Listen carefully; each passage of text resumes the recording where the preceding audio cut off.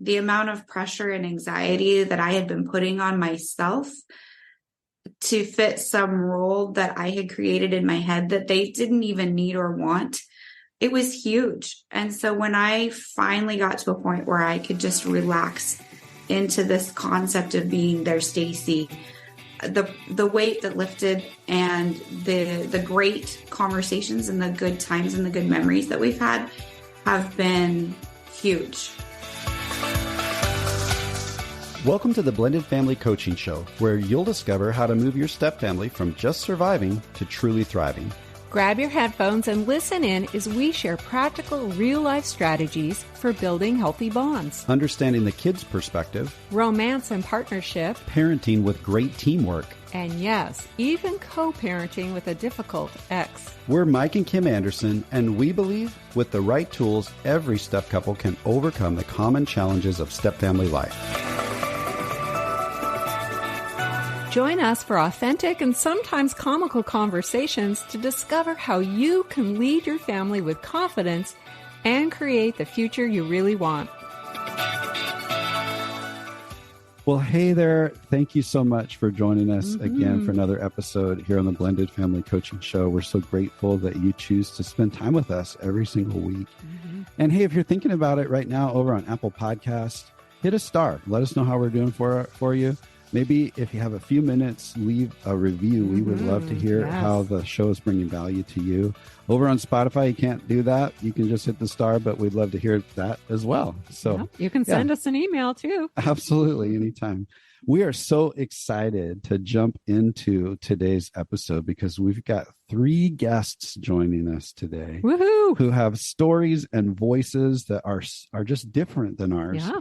You know, we talk a lot about step parents, but we don't talk a lot about step moms because I'm the step parent in our relationship and I'm a step dad, and that's a little different sometimes than being a step mom. And you're a mom, but not a step mom. I've never been a step mom. Yeah. And so we thought, hey, we need to get some different stories going on the show. And we're so excited to invite Brenda and Tiffany and Stacy to the show. Welcome, ladies. Thank you for being here. Hello. Thank you. Wow. Yeah. Welcome. Yeah.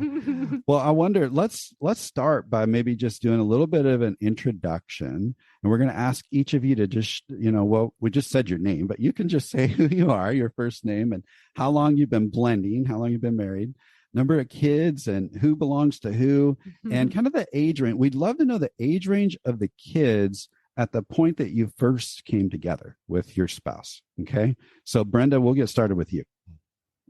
This is where I need my husband to help me with all the dates because I have a terrible memory. I do not know my name is Brenda. All right. We just celebrated 20 years of marriage. Ooh, wow. We're excited about. Yeah. We have 7 kids between us. So Gil has 4. I had 3. 6 boys and 1 girl in the mix there. And I need to be able to share about my 9.4 grandchildren. So that's been a whole nother layer of step family world that is exciting. And when we got married, our kids were in between the ages of 10 and 21. Wow. Okay. So you had quite a range. That's awesome. Thanks, Brenda. How about you, Tiffany? Well, my name is Tiffany, and I am coming up on 10 years of marriage in August of this year. So pretty excited about that. I came into the marriage. Brian has 2 kids. They were 8 and 10 when we got together. And then I have a biological son that I had placed for adoption when he was born, but he is in our lives very much so. So it just adds another dynamic to our blending. And he is married and has a child. So we have a grandbaby in that mix as well. So it makes for a very interesting dynamic for us. It does. And just that story, I know there's a whole lot to it, but what a beautiful story that is of just that connection that you've built. That's awesome. Thank you. And he was 20 when we got together. That's awesome. Great. And how about you, Stacy? Well, hello. I'm Stacy. I have been married to Rich. Will be at 9 years this coming April, so almost there. The girls were all his. I took on 4 stepdaughters when we got married. Wow. At the time of our wedding, the twins were 13, and then 11 and 10. And we had been together about 18 months. So they were a little bit younger than that when we first met and started the process. Wow. 4 girls and 2 of them in teen years. Wow. Yes. Brutal. Awesome. Very cool. Well, thank you so much. Just to kind of get to know each of you a little bit. I know the listeners would love to know who they're connecting with. Well, I wonder if we can just hop into a few questions. Definitely. Before we do that, I want to just share a fun fact. Oh. Is all these lovely stepmoms are from our neck of the woods. Yeah, that's right. We're all from the Pacific Northwest, and we've been friends for years. Yep. And we all are about step families and helping step families and supporting step families. So we're just so honored to have you guys here again. Thank you so much. For sure. So one question, we want to start off with a fun question. What might be your sweetest moment or memory as a stepmom? What's amazing is when you mention that, immediately this memory comes to my mind that it's like it happened yesterday. So long story short, we were in line going to a high school football game, and granted, I have 3 boys, so I'm a boy mom, right? So Gil's boys were like one of my guys, and we were standing in line, and this other kid kind of stood in front of us, and kind of cut in line. And one of my stepsons, who at that time was probably 6 foot tall, stepped in between me and this kid and said, "Hey, don't cut in front of my mom." Wow. I mean, even now I get chills because that was to me a win, because I can identify as a stepmom or bonus mom or whatever. But when he called me mom, it was like, oh my goodness, that was huge. Yeah. And he awesome, was protecting Brenda. You and sticking up for you. Yeah. I know. That is a sweet moment. Very sweet. Thanks, Brenda. That's great. Who else might have one to share? I can share one that just came to mind. We had been married probably 3.5 years or so. And one of the older stepdaughters, one of the twins, she and I had a pretty challenging relationship up to that point. Obviously, the teenage years are really tough.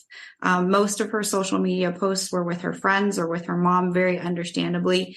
But it was my birthday, and she posted a very sweet, very lengthy birthday post to me that mentioned some very specific ways that I had made a positive impact in her life. And that was very meaningful given the season that we were in. Yeah. Wow. And that's extra sweet because that was coming from a teenage girl. That's amazing. That's awesome. Love Stacey. it. Finally, somebody using social for something good. Yeah. That's great. Yeah. How about you, Tiffany?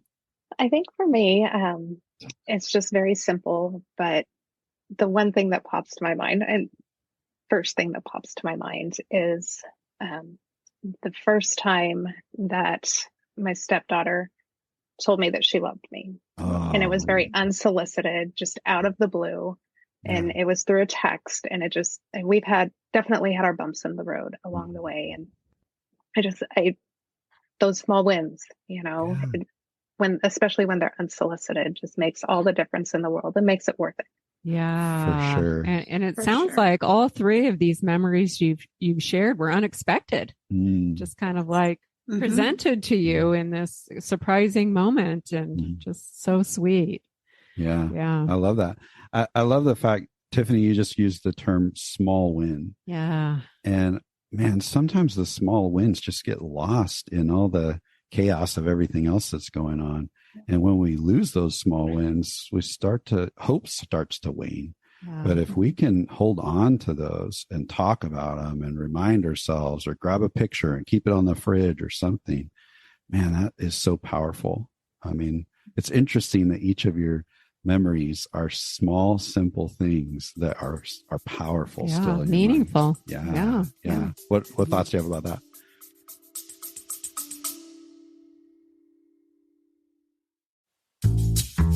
What if you could experience a community that's all about healthy support, guidance, and practical strategies that help you thrive in your blended family? Well, now you can. Blending Together is a supportive community for blended family couples just like you. Mm-hmm. We've educated and supported hundreds of couples navigating the unique challenges of blending a family. Now we're inviting you to join our community and experience the transformation that awaits you. But you'll need to act fast because we're getting started soon. Mm-hmm. Blending Together is not just another community. It's a place where you'll find practical, real-life strategies for building unity as a couple. And creating more connection as a family. Experiencing partnership in parenting. And even dealing with that difficult ex. Blending Together is a safe, growth-focused space where you get to connect with us and, maybe more importantly, with other blended family couples who truly understand what you're going through. Mm-hmm. Along the way, you'll discover practical tools, guidance, and hope that empower you to find a future full of confidence and connection. When you join Blending Together, you'll get to hop into a variety of resources like access to our private Facebook group and online learning platform, monthly coaching meetings, monthly Q&As, and you'll even get to vote on the content for our monthly workshops. Mm-hmm. Blending a family can often leave couples feeling alone or isolated and stuck, and quality support can sometimes be expensive. That's why we're offering you access to all of this at a super low monthly rate, because every blended family deserves the opportunity to thrive, regardless of their budget. That's right. So join us in the Blending Together community and unlock the secrets to successful blending. Together, we can create a future filled with hope, connection, and peace. But don't wait. Click the link in the show notes now. The doors will be closing on October 8th, and you don't want to miss out on this unique opportunity to create the future you really want alongside other couples who genuinely get it. Mm-hmm. Hey, we can't wait to meet you there.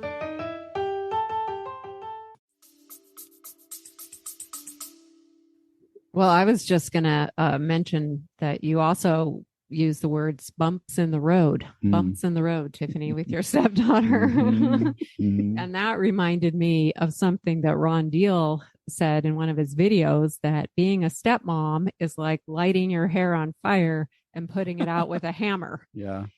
Who originally said that? There was a stepmom. Who said that? Was that it had to be a Heather stepmom? Hetchler Someone, or yeah, I don't somebody know. Sounds like something Heather would say. Yeah, I think so. Yeah, he was quoting someone else. Yeah. It's such a graphic picture, right? I mean, this horrendous picture of a stepmom with her hair on fire, hitting herself with a hammer. And that's always stuck with me, like how hard it is to be a stepmom. Mm-hmm. And all of us were recently at the Summit for Step Families, and I ran into Tiffany in the lobby area, and she was wearing a beautiful article of clothing. I don't remember if it was a scarf or a blouse, but it had peacock feathers all over it. Do you remember? Yeah, I do. And I complimented you because you looked gorgeous, and the peacock feathers are beautiful. And you've shared something really interesting with me that kind of correlates with Ron's comment, or whoever said that comment about stepmoms, but in a much more, I think, gentler but profound way. Would you mind sharing like the peacock analogy? Sure. So my friend Heather, who's also in step family ministry, actually shared this at a stepmom retreat that I went to early on. But peacocks, to get their color, they actually eat poison.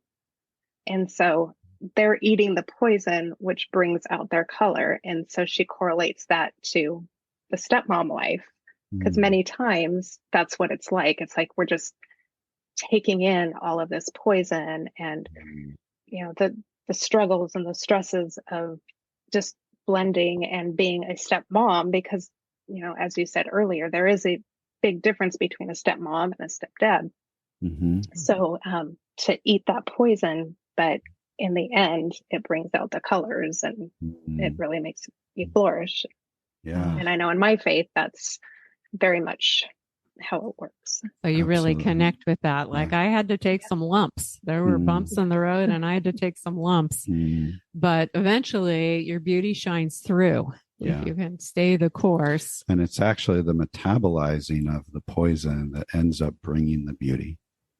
Wow. That's pretty wild. Ugh. Yeah. Wow. So that's a great lead in into our next question, which is what are some of the challenges you guys have faced as stepmoms? Like, what is your biggest challenging moment where you just thought, what did I sign up for? What kind of poison did you guys have to ingest? Well, I think for me, my hardest piece to figure out was how I fit, finding my identity and my confidence in my role in this family. Because for a very long time, I didn't feel like I fit. And that was a very hard journey for me. Yeah. Feeling that outsider role sounds like. Very much so. Yeah. We call it the stranded stranger. Yep. Thanks for sharing that, Stacey. Yeah. I think we can all relate to that to some aspect. I think for me, it was scheduling and learning how to live with a schedule that can change on an instant. Because I had been single for many, many years. So coming into the marriage, that was, we did all our research and planned as much as we could and prepared. But early on, I realized that I can't plan like I like to, because there's another household that often dictates our household schedule. So vacations, and we couldn't just go on vacation anytime we wanted, or weekends, all that kind of planning that I love to do. It just made it very difficult and caused problems in the marriage initially, and made it very difficult, even just the relationship with the kids, because I projected that frustration. Yep, that could be challenging. So you didn't have the ability to plan, but also spontaneity was hijacked along the way. So both directions. Everything gets hijacked, right? When you're dealing with another home and the input. Yeah. Interesting that you projected some of that as well, and that came through. What about for you, Brenda? I think I underestimated the impact of the other home on my stepkids, which impacted me. Scheduling, yes, but even, that's kind of always a moving target. But mainly attitude, because things that were being said in the other home were just not true. So it's not like we had to defend ourselves, but we just continued being who we are. And sometimes that didn't really play out in our favor until our kids moved out and became adults. And then looking back over their shoulder, it's like, oh, now I get what was going on. So I think it was important to have long haul mentality. Like, I married their dad. I'm not going anywhere. And when you decide you want to have a relationship with me, I'm here. I'm all in. But at some point I had to kind of take a half a step back to protect my heart, because I kept feeling like I was getting kicked in the gut all the time, which would, I guess, would be equivalent of that poison stuff you were talking about. So, but it's that idea of being self-protecting, but not to the point that you step out of the family.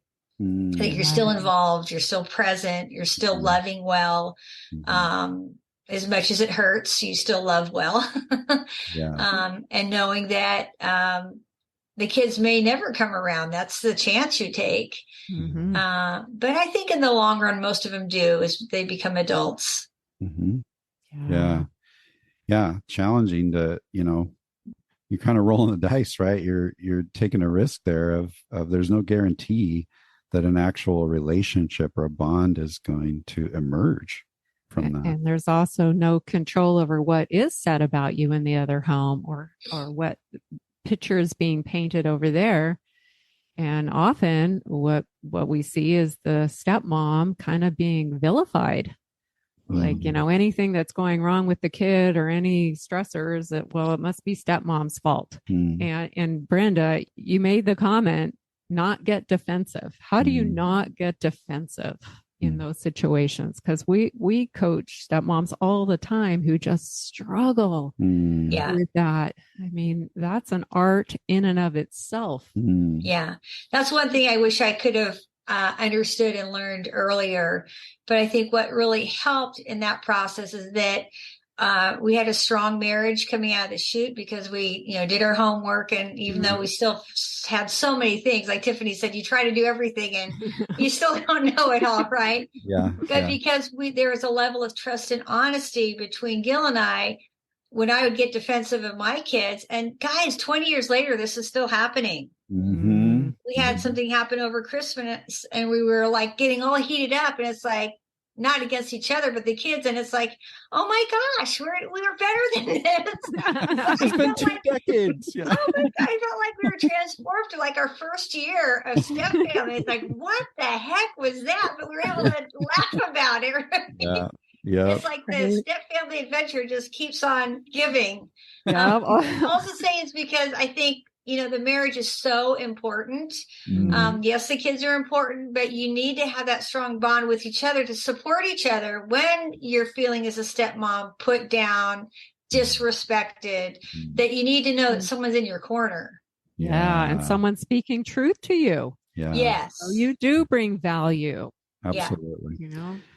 I think the head and the heart battle is a really tough piece to navigate, because as a step parent or a bio parent in a blended family, when you've done your homework, you know why something is happening. You understand the logic or the reasoning behind the kids telling the bio parent something different than what actually happened, or whatever the situation may be. You get it logically, but it still hurts your heart.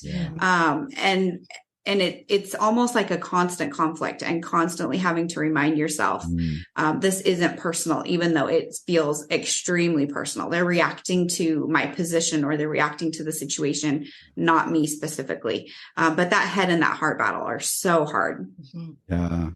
And I would imagine, Stacy, that as you shared earlier, kind of feeling like that stranded stranger, or not knowing what my role is or how I belong in Where here. do I fit? Maybe you understood it, but it's hard to feel it. Yes. Yeah. I mean, we hear it over and over that being part of a step family, you've got to have a thick skin. I mean, you're going to take some hard hits. That's right. But what you just described there, Stacy, is it's ongoing all the time. How do you keep that tenderness towards your stepkids and that longing to want to build that bond, and at the same time take those hits over and over? I mean, that's got to be so tough. Yeah. What was that episode? I mean, it was more from my perspective as a stepdad, but there was an episode a while back that was called "How to Like Your Stepchild Even When They're Driving You Nuts." Yeah. And it's hard because that battle between the head and the heart exists in that. Yeah. So those are significant challenges. And I know that you're not the only 3 stepmoms in the world that experience that. No. And so, for those who are listening, I know that you're recognizing, okay, I'm not alone. And I wonder, there's some stepmoms I know who are right on the front end of their journey right now as they're listening to this. And so I wonder, as we think about them, what would you say that you wish you would have known at the beginning that maybe you know now?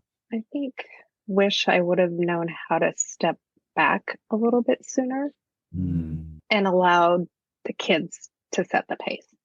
Okay. Because really early on, I tried to push it. And because I wanted that relationship so bad, and Brian wanted that relationship. He wanted me to be that mom, that good influence mom in their lives, and it just wasn't happening. And I think to find that balance, I wish I would have found that earlier on in our relationship.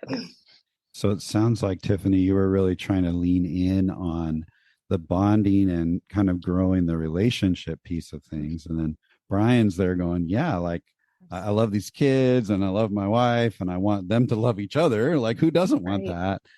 But it took a little bit to recognize, wow, that has to emerge over time. And the kids really need to set that pace. Yeah. You can't push them because, they have those loyalty binds with their bio parents, and you can't pull them from that. So absolutely. And you don't want to apply pressure, right? That sounds like a lot of pressure. Right. Yeah. I don't really want to move toward people who are applying pressure. No. Yeah. And I haven't met a teenager, a 5-year-old or a 15-year-old yet that's like, you know what I really need in my life? I need another parent like telling me things to do.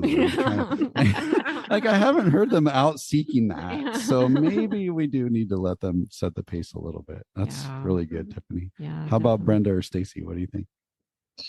I think I had no clue early on how much my stepkids and even my bio kids were grieving the loss of their last family. I think because, as adults, we have found love again and we're excited and there's hope in the future. And, kids are resilient and we're going to have a good time and we're going to do it right this time, which may be all a good goal. But I think it's easy to look past their heart and their journey that they're on because it's another loss for them. And I think we did stop and acknowledge that with them from time to time, but I don't think I understood the depth. That's a powerful thing you just said. It's easy to look past their heart. You say more about that. What do you mean by that? Well, if everyone's having a good day, then you don't even think about grieving because grieving is like a negative downer. Nobody wants to embrace that, right? Yeah. But when there's pushback and there's rebellion, a lot of rebellion, and when there's drugs, alcohol, jails involved, all this kind of stuff, that is part of the way they're expressing their grief, that they miss their previous family, Yeah. And then we miss it. We look at the behavior as opposed to the emotion and the loss underneath that behavior. Yeah. And not that we can fix the loss, but I think just as human beings, we like to know that we've been heard and acknowledged. And it's like, I can't fix it and this sucks, but tell me more about your experience in this because I'm grieving the loss of my previous family. How are you dealing with this? This is all new to me. How do we do this together? And that gives them a voice because a lot of times we don't give our kids a voice.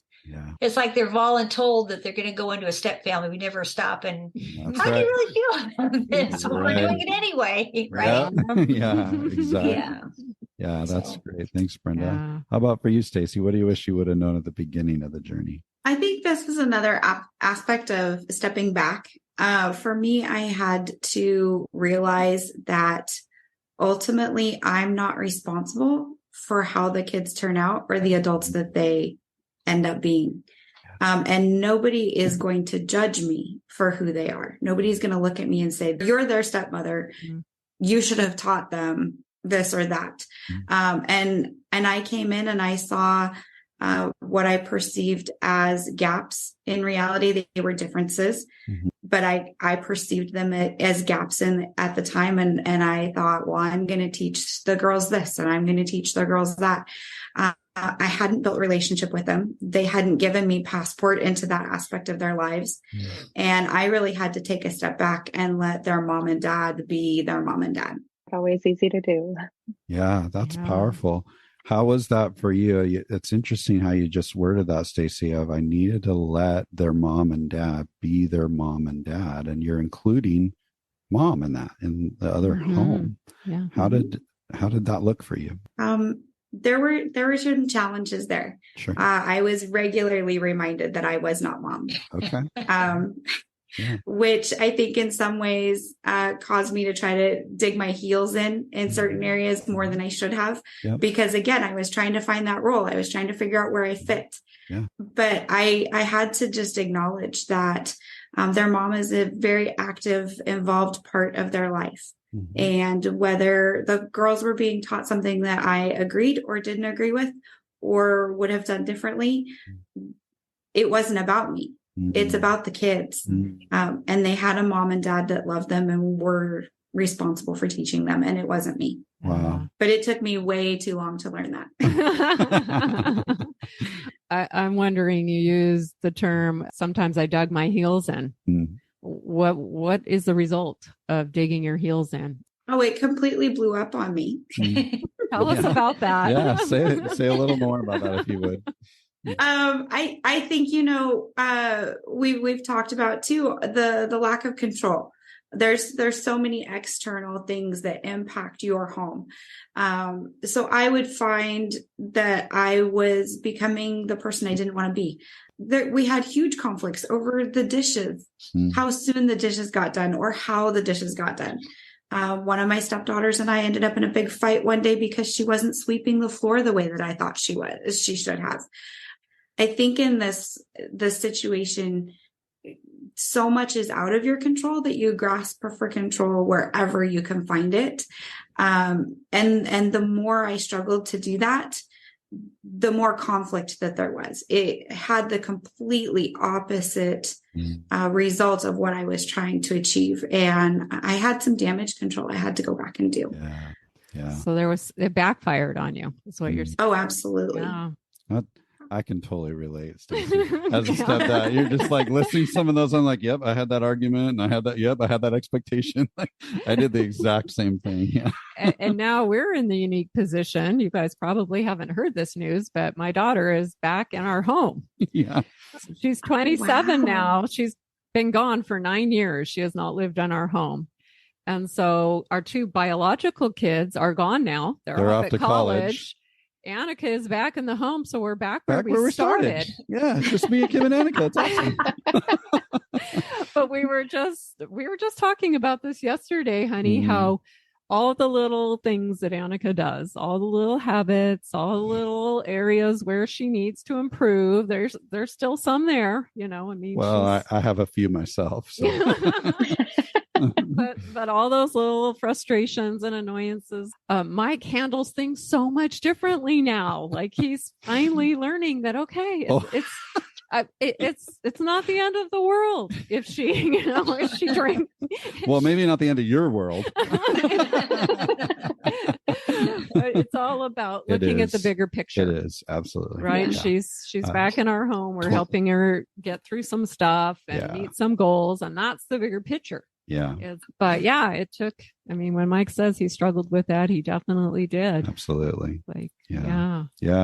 Well, thank you for sharing that, Stacey. Absolutely. So we talked a little bit about challenges, and we've talked about, boy, I wish I would have known this at the beginning. And even through, as you've been sharing what you wish you would have known, you've kind of also shared a bit about, well, I wish I would have done this a little bit differently. I guess those two thoughts are married to each other. I wonder if we think about from a positive perspective, if you think back on all your years, what might be the thing that you believe made the most significant impact in a positive way with, one or more of your stepchildren? What was it that you did? Well, I think for me, there is consistency in my relationship with their dad. And there was really no denying that I love him and I want to take care of him, whether they like me or not. Because that's my first priority. To love. That's why I married my best friend, and I want to do whatever I can to make his life easier and better.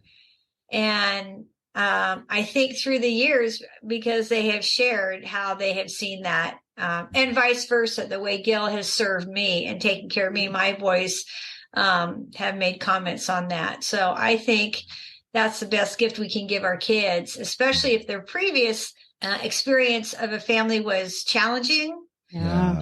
This is a great chance for them to see what a healthy marriage looks like. Not that we do it exactly right. We're still going to mess up, right? Right. Sure. But they need to see that we can have fun and love each other. And that's what marriage is all about. And you work through the hard stuff.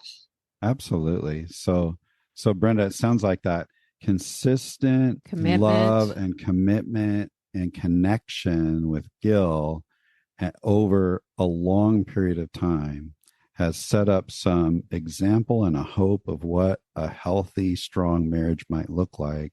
And ultimately, they're going, wow, you loved my dad really well. Yeah. In spite of the bumps in the road through the years, or things that have been said in the other household, you just live your life, and then those just kind of go away because they're not true, and you can see that they're not true. So that's so good. Yeah, Thank the you. truth eventually is revealed to the kids. For sure. Yeah. And you're just being you. You're just loving and doing life and being a kind person, and you just stay secure and stay the course. Yeah, exactly. Good. Yeah. That's awesome. Thanks, Brenda. That ties right into probably what my answer would be too, kind of going along with this theme that I've been sharing of being so uncertain in my role. When I finally was able to get to a point, and it was just like this light bulb moment. I don't know why I didn't think of it sooner, but I just realized, and I'm a person of faith, so I believe it was a message that God gave me. Yeah. They have a mom, they have a dad, and they have a Stacy. And as much as I wish that I had some term of endearment or something more personal than Stacy, when I finally realized that my job was to love them and be the best Stacy that I could for them, the more I relaxed, and as Brenda was saying, just be present and love and be consistent and be available for when they do choose to lean in, the more I just focused on being their Stacy, it just was so much easier, and everybody seemed to come together. And our family really started to feel like a family because I was able to relax. That's awesome. And I was just me. Yeah. And were you able to experience more peace and joy when you made that shift? Absolutely. The amount of pressure and anxiety that I had been putting on myself to fit some role that I had created in my head that they didn't even need or want, it was huge. And so when I finally got to a point where I could just relax into this concept of being their Stacy, the weight that lifted and the great conversations and the good times and the good memories that we've had have been huge. Wow. On a little bit more practical level, I would also say the moments that you have to make memories together. I remember one particular summer, we all had cabin fever. We had been in the space, living life. They were on summer break and bored out of their minds. And we were just at each other. And nobody, including my husband or I, deserved any kind of a reward or special treat. But we knew that we needed to hit a reset button. And so we live an hour from the Oregon coast. And so we said, okay, Saturday morning, we're going to get up, we're going to get in the car, and we're going to go, and we're going to have breakfast, and we're going to have a day at the beach. And they got to run off some energy and play in the water, and we ate at favorite restaurants. And it was just a day out of the house. And it totally hit the reset button. We made great memories, took lots of pictures that are still on picture boards now. And they look at those and go, oh my gosh, I remember that day. That was so fun. So even if it's not this big, huge concept, something as practical as just taking a day to do something completely random, that will help make memories, and build that family experience, that can be huge. I love that idea. That is great. Thank you for sharing that. That's great. I love that that idea of we need a reset. Yeah. How about for you, Tiffany? What do you think that maybe has made the biggest impact in a positive way? Well, I would have to say it's similar to what both Brenda and Stacy said as far as the consistency. You know, I mentioned that early on I was pushing for relationship. And when I finally did step back, I think that was probably the biggest point when I allowed them to set the pace. Yeah. And, you know, one of the kids, the pace is a lot quicker than the other. Yeah. And we may butt heads quite a bit, but we still have that relationship, where the other one, we don't necessarily have that relationship, but that one is now in college. And I'm seeing a few more text messages here and there and checking in, and, you know, things come up that she's learning that she'll shoot me a message and say, hey, Tiffany, you might want to look into this. I thought of you. And it's those little things, again, little wins. Yeah. But it's taken 10 years to get there. Sure. So, I mean, it's just that consistency and the slow and steady. And, you know, our house is a house of faith. And so for them to see that consistency too in our faith, because they don't see that in their other home, I think that has made a huge impact too, because the one that's in college now, she has found her own church and she's done some searching to find what fits for her. To me, that blesses me to know that maybe some of my example set in her so she could actually do that comfortably. Yeah. That's awesome. What a cool affirmation to kind of see that. And yeah, again, we talked earlier about those just little tiny things, but getting a text from a stepchild at college that's just for you, that the acknowledgement that comes with that. And I wonder, you know, sometimes that can be easily taken for granted, but those little things are so powerful.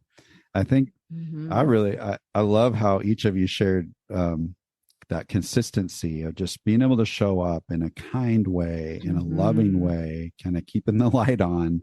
And I, as a stepdad, I've experienced that same thing. And I think about similar to your text, there was a sweet little moment a couple of years ago that, I don't know, Annika was probably maybe 24, somewhere in there. And she was coming to the house and I was in the living room and I'm sitting on the couch and I don't know where everybody else was, but she just walked in the door. She didn't, knock or anything, like, it's okay, this is your home.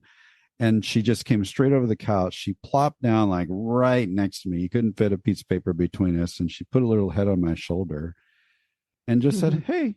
And I was just like, wow, that was awesome. Like, it's the silliest, tiniest little thing. But I thought, you know what? 18 years, whatever it was, have paid off just in this 30-second little moment that seems like the tiniest little thing. And I can't let that go by without recognizing, like, here's the payoff. Here it is. It's so worth. So I think maybe I've eaten a little poison along the way too, but I'm not nearly as beautiful of a peacock as you guys are. But what we're talking about here is the crock pot, right? I mean, Tiffany, you just said it. It's taken 10 years for this child to start moving towards me. And, statistically, we're told it's an average of 7 years, of 7 years for a step family to really begin to integrate. And I'm just wondering if each of you could kind of just share, do you feel like you fit in that 7-year time frame? Has it been shorter, longer? Tiffany, you just alluded that it's been different time frame for each of your stepchildren, and that can be so true. But what are your thoughts around this 7-year average? And, what do we do? Well, we're hanging out in the crock pot, low and slow when we're waiting. It's patiently. Like a hot tub, right? We're just hanging out. It's not like a hot tub. I think it goes back to Ron Deal's analogy of, you've got that potato that just, it takes so much longer. Yeah. So I think there are different levels of that blending and sitting in that crock pot, because each child is different and each child needs something different and needs to be loved differently.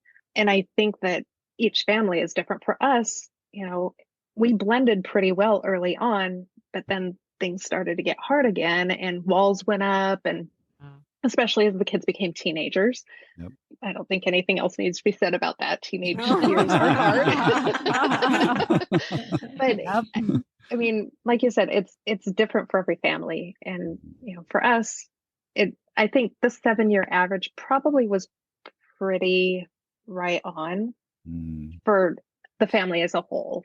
But again, one is taking a little bit longer and one was pretty easy.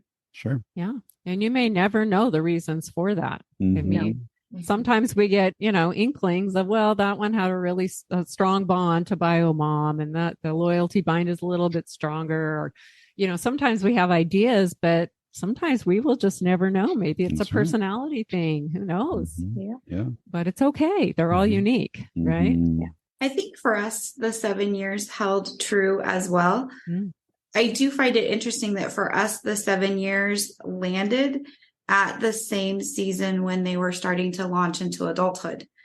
And so I wonder for blended families that start with younger kids and are still navigating those teenage years, if maybe theirs is maybe going to be a little bit longer on that range, because kids naturally love their bio parents. Mm-hmm. They want to please both of their bio parents. They want to do what they need to do so that living in both homes is very comfortable for them. Mm-hmm.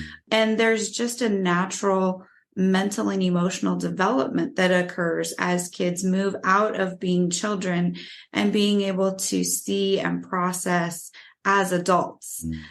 So for us, that 7-year mark happened as they were able to start seeing some of their history and some of the years that they had spent in the two homes, through starting to see that through the adult lens, and be able to process things differently than they did as kids. Yeah. It's interesting to hear you say that there's some different correlations that come along with that. But okay, I feel the 7 years, but also they're kind of starting to launch out and do their own thing. But also along the journey you've talked about, I learned to be their Stacy, and Yes. I'll try to. And so many different things impact that journey, but yet that time frame rings true for you. Yeah. How about for you, Brenda? Yeah, I would say, so out of the 7 kids, we had 5 preteens and teens in our home because the older 2 were kind of launched already. And I would say definitely, I agree with what you guys were saying. It's like each kid is so different. Mm-hmm. They're that different vegetable in that crock pot and they cook differently. Yeah. But I think one thing we really resonated with is somebody once told us, however old the child is, when you get married, double that age. Yeah. And that's the age that if they even accept you ever at all, that would be. Right. So we kind of saw that play out even more so. It's like you saw a shift in, the texting coming, or they were just a little softer. It's like, okay, so, I think as people start out on this journey to keep that statistic in mind too, definitely the 4 to 7 years, but how old is that kid? And even though they might be 10 now, you're thinking, oh my gosh, you mean they won't even like me till they're 20? Well, maybe. Yeah, exactly. But is that going to change who you are? Or, it's going to be hard, but it's still, consistency and be your Stacy. Yeah. It's identity, right? If my identity is rooted in how these kids respond to me, boy, I'm going to have a real identity crisis. Yeah. But if my identity is rooted in, I'm going to be a loving Stacy or a loving Tiffany or a loving Brenda, then I get the opportunity to walk through that journey with them. Mm-hmm. Now, I'm imagining, I know we know that we have a lot of listeners who are way on the front end of their journey, and they're just doing some proactive learning about what's this thing going to be about. And they're going, you got to be kidding me. It takes 7 years. like I got to do this for 7 years. What I want to challenge, if you're listening and you're having that thought right now, where I would love to challenge you to think about is sometimes those who are on the early part of their journey and they hear this statistic, they go, oh, thank goodness. That means I don't have to get it exactly right now. Take some pressure off. I can back off a little bit, like Tiffany was sharing, and just be patient. I can just be Stacy and not be somebody else. I want you to really think about, 7 years can be a long time, but you know what? Considering the rest of your life being in these relationships, it's worth the effort. It's worth the intentionality. And so just want to put you at ease if you're having that, 7 years, oh my gosh. Well, I want to talk a little bit about marriage. So, because we've talked about stepmomming, but that also impacts your relationship with your husbands. And I wonder, we did an episode just not too long ago where we talked about, from our perspective, some of the super strengths that have actually occurred within our marriage as a result of the challenges that we've faced together. Have developed. Yeah. And so I'm curious, from your perspective, what would you say might be a super strength that has emerged within the context of your marriage as you've walked through some of the challenges over the years? I would say a mutual respect. And when you're coming into a blended family, you have, in any marriage really, you have all of these expectations of what it's supposed to look like. And as Brian and I have gone through these last 10 years, there's been so much, and we see each other's roles more clearly. And, you know, early on, we would have conflict on how I was treating the kids, or, you know, there wasn't enough discipline from him, or whatever the case may be. But as we've grown together, learning that mutual respect of each other's roles has brought us closer and really bonded. And, you know, on top of the faith that we hold, has really solidified our marriage and the whole family picture. Yeah. So even in the midst of different perspectives, not always seeing eye to eye, wanting different things, you have developed a mutual respect for each other that's become a super strength within the context of your marriage. That's awesome, Tiffany. I think for us, I would say it's been communication. We've had to develop some really strong, healthy communication skills in order to have the hard conversations that have to be had.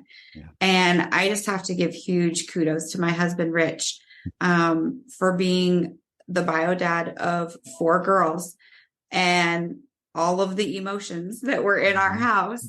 And he really learned to hear the days when I came to him and said, this isn't something I need you to fix. I just need you to know that this is what I'm struggling with. And he learned to not be defensive and to hear my words. And we've really developed some great communication techniques as a result of our journey. Wow. So even in the midst of those hard conversations, being able to communicate in a way that expresses love, even when you're not seeing eye to eye. That's awesome. Yeah. Good job, Rich. I know you'll be listening to this. Well done. You got four daughters and a wife and a previous wife. You got a lot of communication skills that have been developed there. Well done. Thanks, Stacy. How about for you, Brenda? What would you say yours and Gil's super strength is? I think, we started the foundation of our relationship, I think on our second date, we did a handshake of that our relationship would be built on trust and honesty, because that had been obliterated in our previous relationships. And it's like, we're getting old. We're not going to settle for anything less than that. And that's really played out because we've needed to trust each other. And because that level of trust is there, we could be honest with each other. Like, okay, I'm grieving the loss of my last family. It has nothing to do with the other bio parent. It's just that dream of you're supposed to be married the rest of your life. So it has nothing to do with the people involved, but just the dream. So to be able to share that with him and not have him feel intimidated or insecure in who we are, that just gave us freedom, which, when you're vulnerable like that, it takes risk. But the return on investment on that is strength. And sometimes people think vulnerability is like, it's a weakness. No, you have to be very brave and courageous to share what's really in your heart. But that's where the gold is. That's where the strength of the relationship is built. Yeah, exactly. So this really painful experience in previous relationships that broke trust and broke honesty actually led you to taking some risk and then being really vulnerable with each other in lots of different ways. All of a sudden built the super strength of trust. Yeah, which is, I think the bedrock to that is safety. Because if you don't feel safe in your relationship, you're not going to be vulnerable, right? That's right. So even to have that conversation, what does safety look like to you? What does it look like to me? How do we get there? Because there is just, it's really important. So and it takes risk. It does take risk. Yeah. And willingness. Absolutely. So powerful. And what an interesting connection in all of that.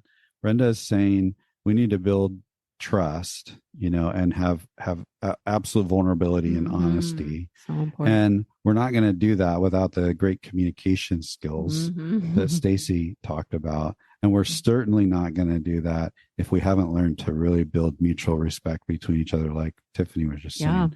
Like, if you're listening, this is gold and it's all connected. And I really encourage you, if you're struggling right now with your mate, these are things to learn. The cool thing about like all this communication and mutual respect and the way that we interact with each other, it's like, these are skills, relational skills. And because they're skills, we actually can learn them. That means it can get better. That means you're not stuck. You might feel stuck, but you're not stuck. That's why we call them that super strengths. Totally. You develop it like a muscle. Absolutely.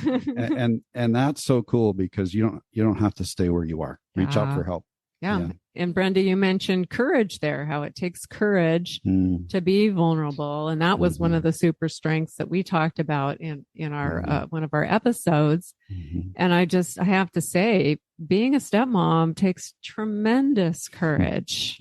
Tremendous amount of courage to step into that role and to ingest that poison. And just knowing the three of you for many years, I mean, there is beauty. There's beautiful colors that each of you exhibit as you talk about your families and your marriage and your stepchildren.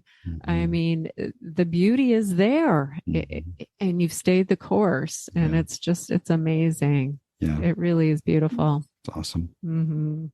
So I'm wondering, I know that all three of you are out there helping other stepmoms, which of course is beautiful as well, and helping other stepmoms develop their beautiful feathers as they ingest more poison along the way, right?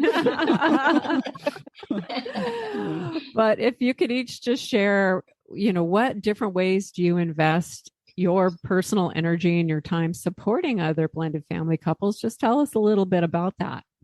Brenda, you want to start? I guess I'll jump in. Gil my husband, is a full-time counselor, and I'm a life coach. So we work with couples from all over the world via Zoom or in person.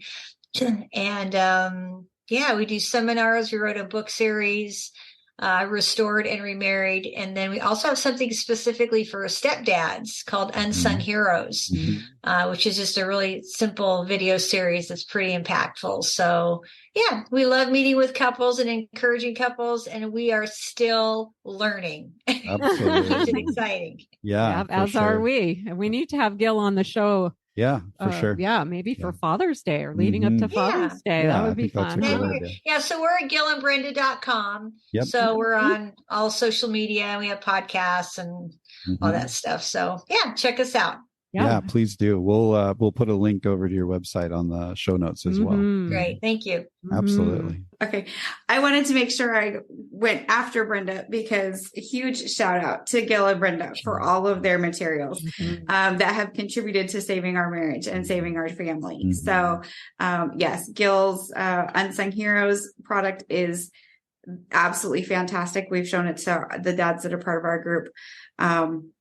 Also like their concept of getting behind your wall. But as far as Rich and I, we have a weekly life group through our home church that we lead. We're listed as the leaders, but we readily admit that we're still going through it and learning right alongside of everyone else. We also love to meet with individuals and couples on an as needed basis. At different seasons, I've run meetings with stepmoms to either do a book study or just spend time together encouraging. And during the pandemic, we connected with a few other blended family couples that were navigating the launching of the late teen and early adult years. And we actually created a Zoom group that meets twice a month, where we just get together and support each other and learn together to navigate those years well. Yeah. Awesome. And how do people find you if they want to maybe hop in on that? message Mike and Kim and they can give you my contact information. We are very low tech. We don't have any websites or anything like that. But if you're interested in connecting, Mike and Kim can make that happen. Definitely. Yeah. How about for you, Tiffany? Well, I lead, and like the others have said, I say that lightly because I am there right along with the others, but just a stepmom group. We meet once a month.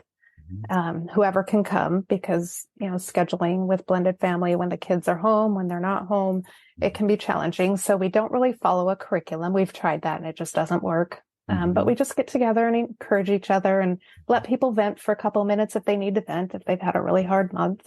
But we've been meeting for, a couple of years now, and it's life-changing. So, And then Brian and I together, we've hosted a couple of step family couples groups, but usually we're just kind of getting together with couples one-on-one on an as needed or an as wanted basis, just because of our bandwidth. So all primarily in your local area. Is that right? Yes. Yeah. I love that. We all need support. Absolutely. Some of us who are listening right now are, again, they might be early on the journey, or they might be down the road. And if you're down the road and you've experienced a few wins and you've been, navigating this in a way that's building strength in your marriage, learning some new things, and strength with your kids.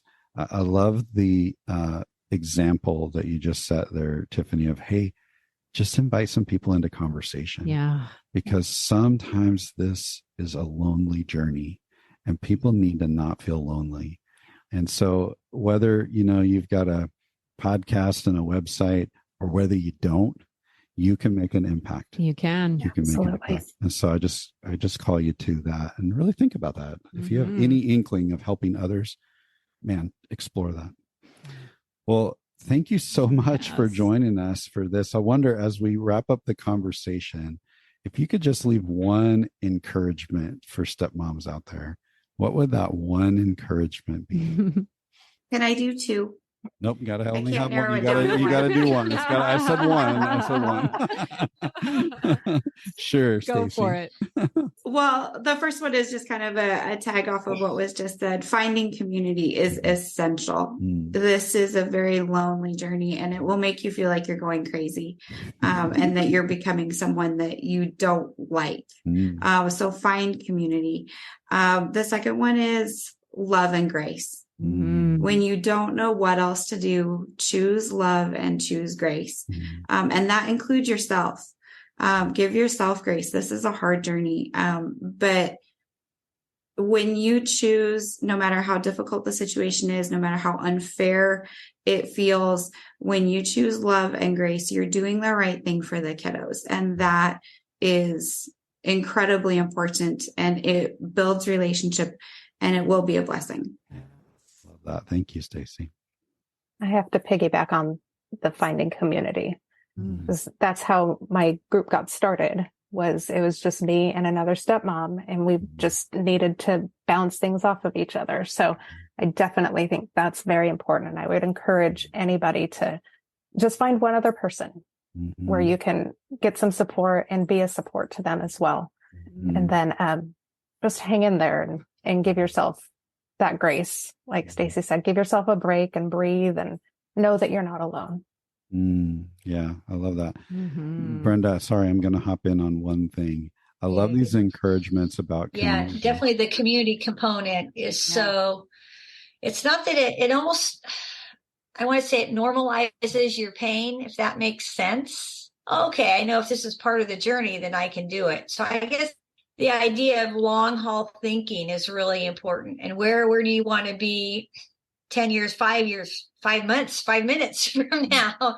What can I do now if my attitude and decision that I do right now toward my stepchild, how is that going to impact them?